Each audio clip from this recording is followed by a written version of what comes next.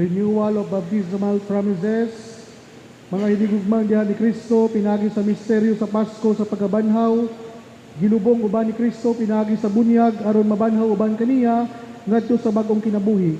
Isip mga binunyagan, baguhon nato karon ang saad sa itong gihimong adlaw sa itong kaugalingong bunyag.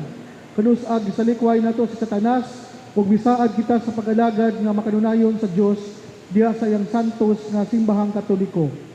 Mga igsoon, nagasalikway ba kamo kang Satanas? Nagasalikway ba kamo sa tanan niyang mga buhat? Nagasalikway ba kamo sa iyang mga haylo?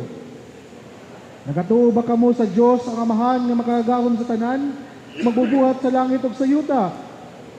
Nagatuo ba kamo kang Jesu-Kristo ang iyang bugtong anak, atong Ginoo nga gianak ni Maria, Birhen, gilansang sa krus, namatay o gilubong, nabanhaw gikan sa mga minatay o karon nagalingkod sa tuo sa Amahan?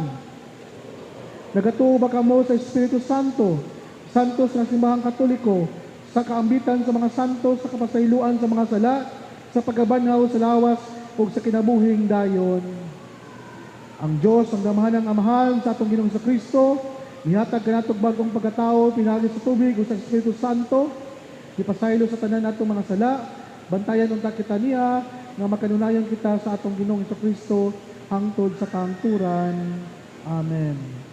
Karon atong isunod ang kasal ni Prinsesa Isabel o ni Andres.